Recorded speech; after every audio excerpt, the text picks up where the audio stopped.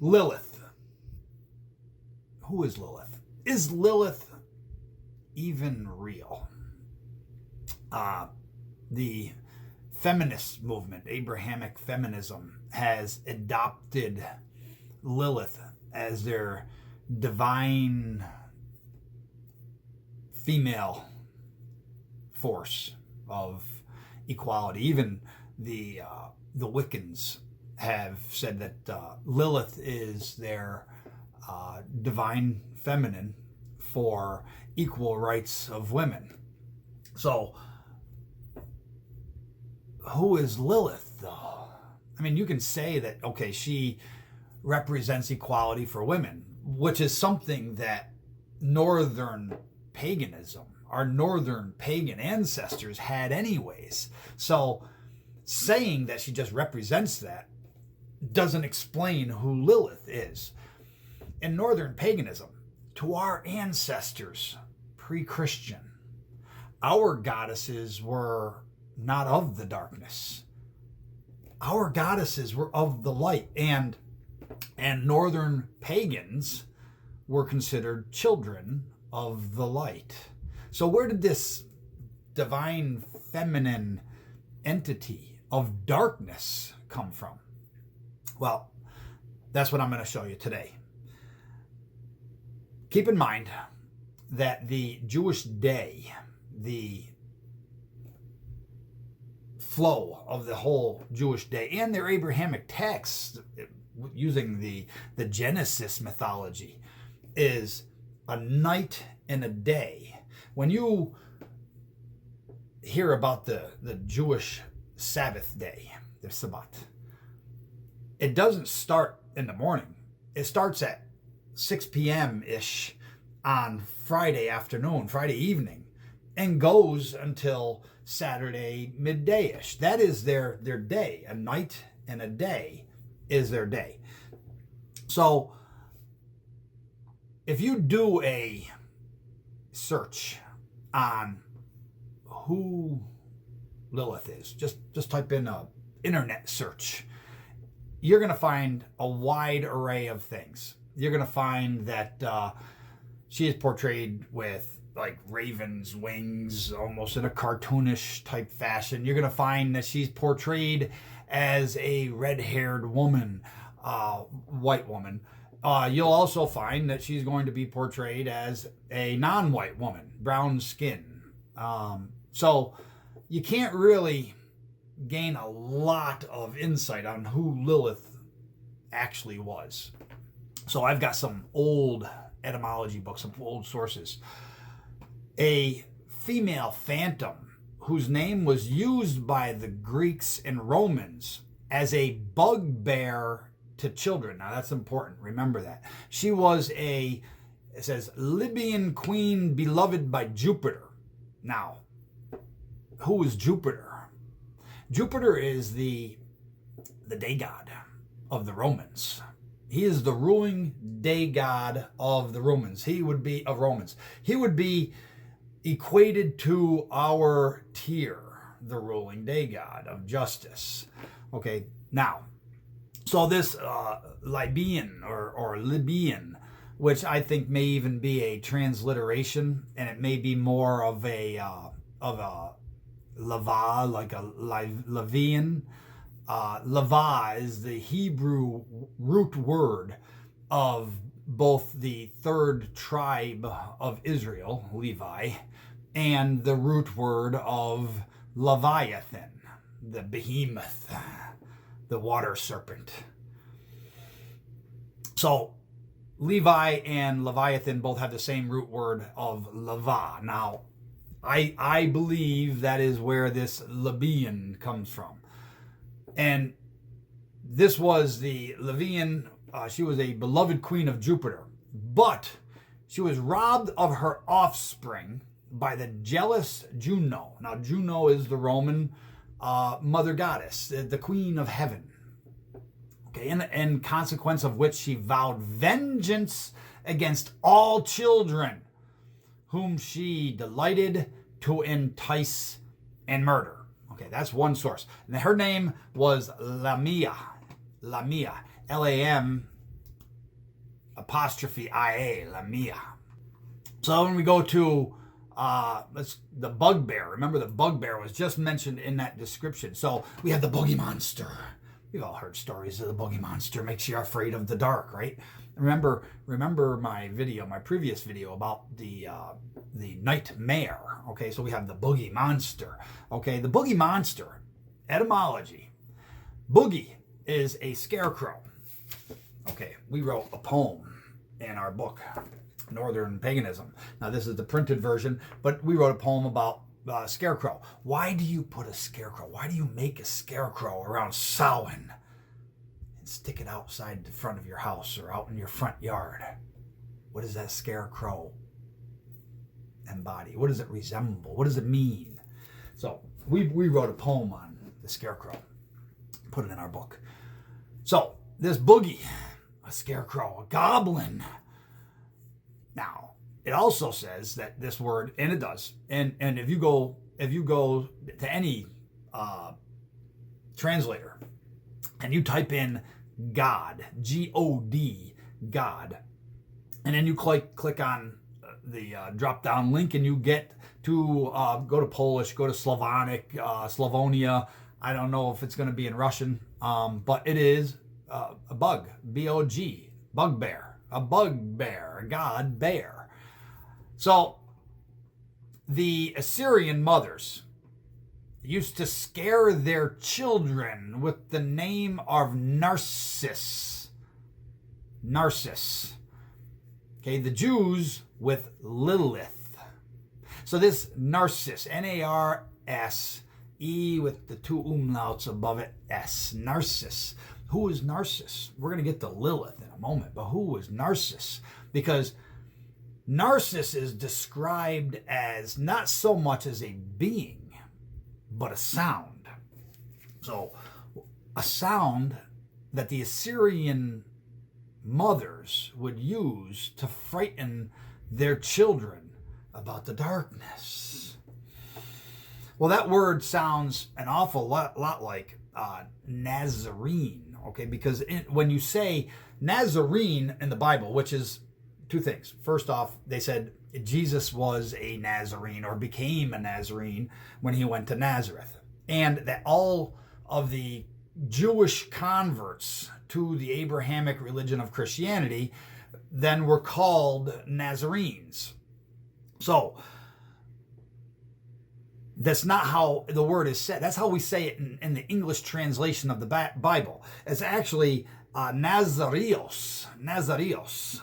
And now, they called the Assyrian mothers, called the sound that was being made was called Narcissus. Nazarios, Narcissus.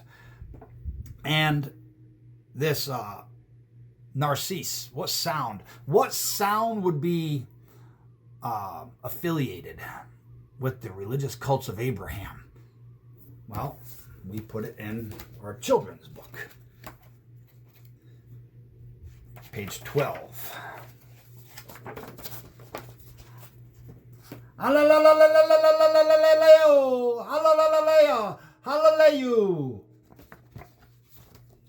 Hallelujah. Why would that scare children? Why would that noise scare children? Hallelujah. Hallelujah. Why would it scare children?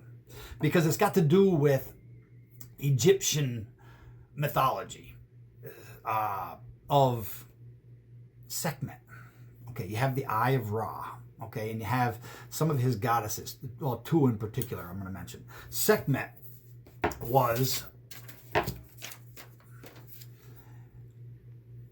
she was considered a divine female force who was ferocious. A divine, ferocious female force. And she's identified with the cobra goddess, Wadjet. Wadjet, W-A-D-J-E-T, Wadjet. Now, Wadjet, on the front of the royal headdress, ready to spit poison at the king's enemies, and they say, so, The Assyrians would make this Nazarene, this Nazarios, this Narcisse sound to their children to scare them. We also have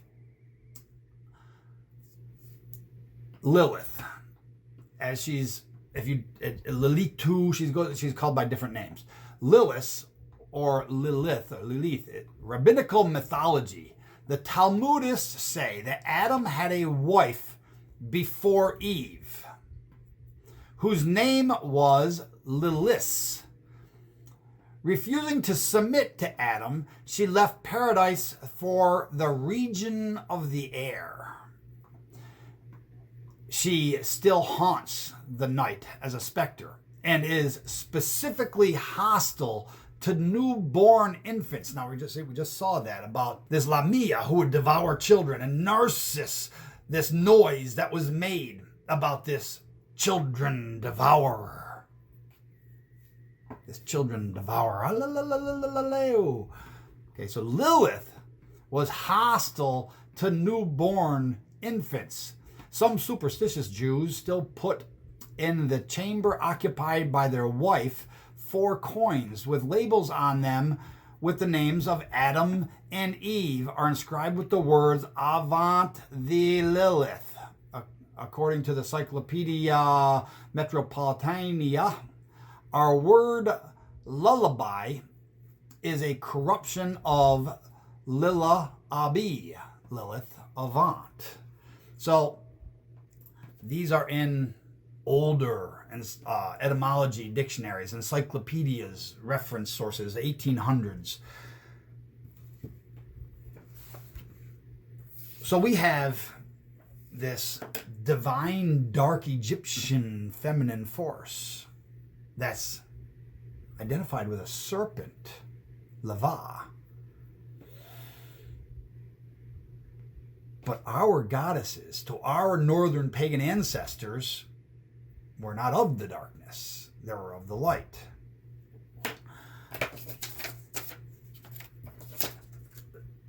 Let's go back to the Garden of Eden then, that mythological creation text. In the Garden of Eden, you had Adam was created out of dirt. Adam. And Adam's name means red. Means red. Now, this is where you hear a lot of American Indians say that the first man, according to the Bible, was a red man. And then you'll have other people say, well, no, that refers to hair color, because the Irish have red hair and white skin. And so there's this, who was the first man? Who was the first man? Well, it was neither of those elements, because American Indians are, while they may go by red man, they don't have red skin. They don't have that color skin, and neither do the Irish have that color hair. That is red. The skin color of the nowadays American Indian is more of a bronze, copper tone, but not red. And there's a word or words assigned to the Irish who have red hair of either ginger or carrot top, but it's not red. It's more of an orange. It's more of an orange. So, who was Adam then?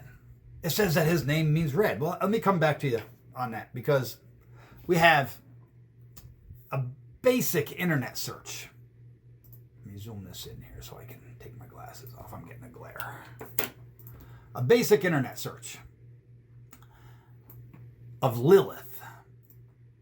She is an evil female spirit, an ancient Semitic legend, alleged to haunt deserted places and attack children. Okay, that's everything we just heard. The first wife of Adam in Hebrew folklore, believed to have been in existence before the creation of Eve. That's one of them. She's from Sumerian, Akkadian, have cognates of that. The name Lilith is a girl's name of Assyrian origin, meaning ghost, night monster. Lilith is derived from the Akkadian word Lilitu, which I've also heard it just said it's an Assyrian root. Akkadian, Assyrian. But it's Lilitu, meaning of the night. In Jewish folklore, she is portrayed as Adam's rejected first wife, who was turned into a night demon for refusing to obey him. Okay, so you can see where the feminists and the equal rights people of modern times are getting that from. Now, this whole rejected thing, and this ties back into the Narcissus and Nazareos tie-in, because Nazareos means on the outside. That's what Nazareos means. It means on the outside. So this rejected on the outside, that's probably what the Narcissus Nazareos tie-in. How did Lilith become a succubus? It is as depicted in the Jewish mystical work Zohar in the medieval rabbinical text. Now remember, this is medieval times, okay? The medieval rabbinical text alphabet of Ben Sira. Lilith was Adam's first wife who later became a succubus. She left Adam and refused to return to the Garden of Eden after she mated with the archangel Samael. Who is Samael? Samael is not the biblical Samuel. To know who Lilith mated with, you have to go back to the Nag Hammadi text, the Nag Hammadi library. And then in there, you find who the God of the Bible actually is. You find out that the God of the Bible is actually Yaldabaoth. So in those texts, it says, this is the first archon, the first ruler. Remember, Abrahamic lore, mythology says that their God is the first everything, the first beginning, the first everything. So the archon, this is the first archon who took a great power from his mother. Now, the Nag Hammadi text, it was Sophia, feminine divine wisdom that created without the approval of her consort. And she created this misshapen, lion-faced water serpent, Leviathan. And he removed himself from her and moved away from the places in which he was born. He became strong and created for himself other aeons within a flame of luminous fire, which still exists now. And he joined with his arrogance, which is in him, and begot authorities for himself. The name of the first one is Athos, which the generations call the Reaper. The second one is Harmas, who is the Eye of Envy. The third one is Kaliaumbre. The fourth is Yabal. The fifth is Adonai, another name in the Bible that refers to the people they call Yahweh, Yaldabaoth, who is called Sabbath. The sixth one then is Cain, whom the generations of men call the son. The seventh is Abel.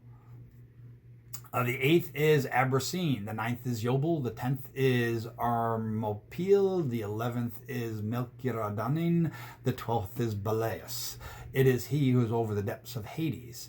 And he placed 7 kings, each corresponding to the firmaments of heaven, over the 7 heavens, and 5 over the depths of the abyss, that they may reign. And he shared his fire with them, but he did not send forth from the powers of the light which he had taken from his mother, Sophia, for he is ignorant darkness. The God of the Bible is ignorant darkness. I'm sorry, Christian identity. Odin and the God of the Bible are not one and the same. Your God of Yahweh is ignorant darkness.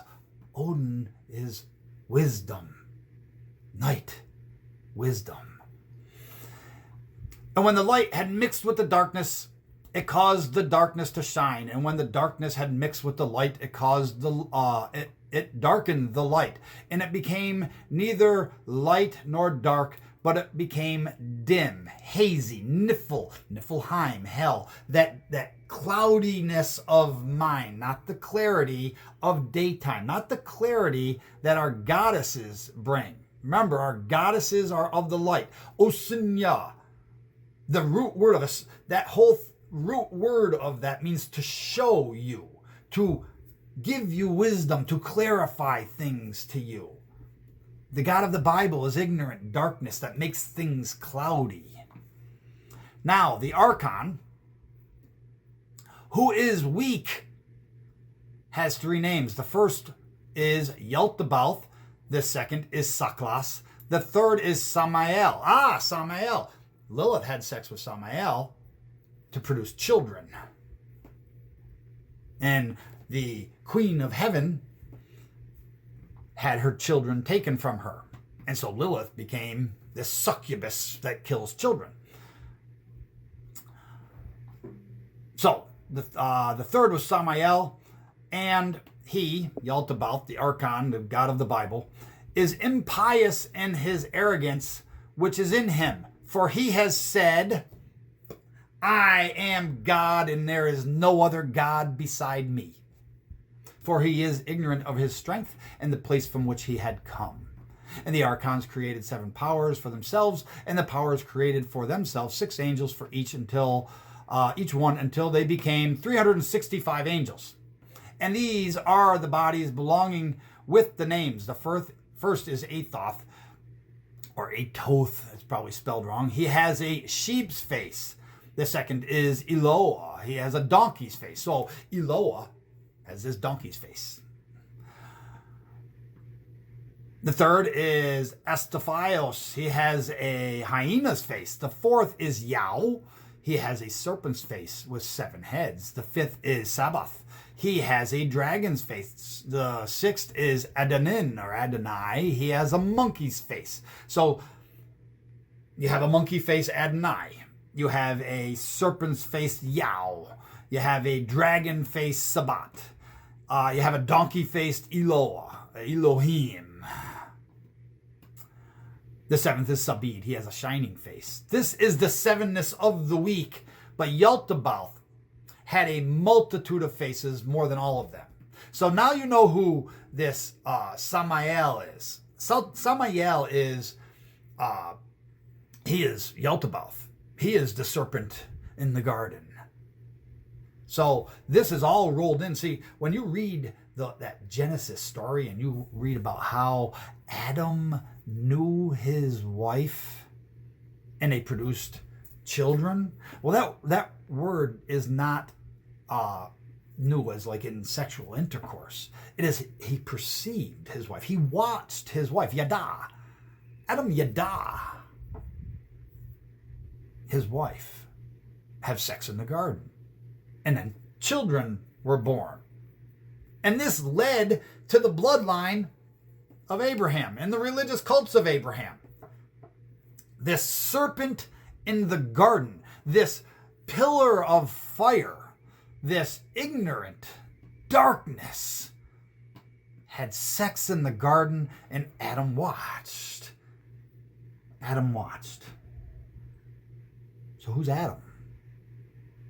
Who is Adam? Adam's name means red, but not red as in skin color or hair color. It means the ability for blood to come forward to the front of the skin. It's the ability to blush, the ability to turn red. That is what Adam means. Adam doesn't mean red man. It means the ability to become red. So this Eve then came second because Lilith was Narcissus or Nazarios. She was made to become an outsider as Eve took her place. And Eve's name means life. As a matter of fact, she's called the mother of all living. So let's take a look, because the Hebrew day, the Hebrew cycle is a night and a day. Northern Pagan cycle is a day and a night. A spring to a harvest. That is the difference between the two. So what we have is Adam, the ability to blush, was created in this mythical Garden of Eden. And then he wanted a person, a consort, to share his life with, his time with. Remember, he was created to be eternal. So what happened? That ignorant god of darkness puts Adam to sleep. It puts Adam to sleep. And then his first wife, Lilith, is that night being, right? That ferocious night being. And then she's cast out. And then his second wife comes into play. And who is she? The mother of all living. It's a cycle of the year. Adam, white with the ability to turn red.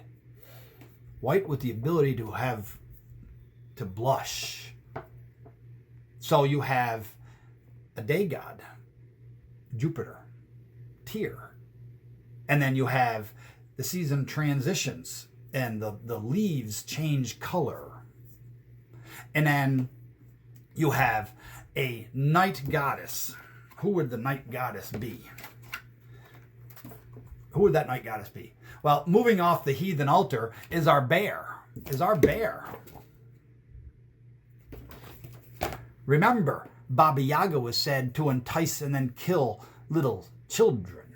See, this story is nothing more than another attack against our northern pagan ancestral beliefs.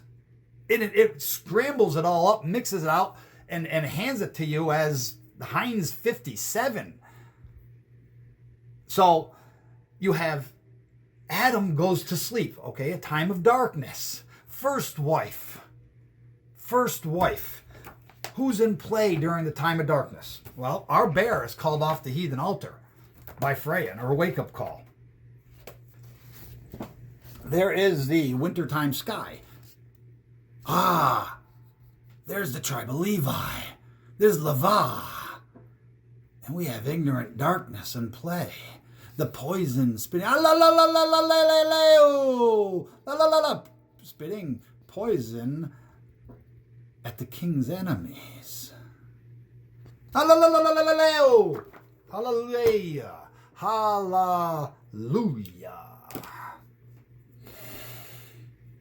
And then Adam wakes up from that, and he's given a second wife, the mother of all creation, Eve. And what do you see after ignorant darkness passes? After Yahweh passes, after Thor turns Yahweh aside, you have spring. You have the beginning of life. Rebirth, Eve. That's all it is. It's a natural cycle of things.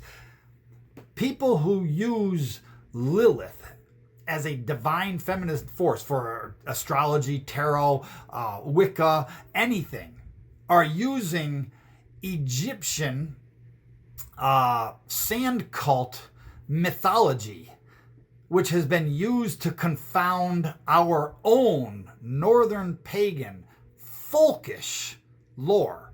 And that is that our gods and goddesses, our ancestors, did not believe or put out that our goddesses were of darkness. Our goddesses are of the light, and they give us wisdom and clarity.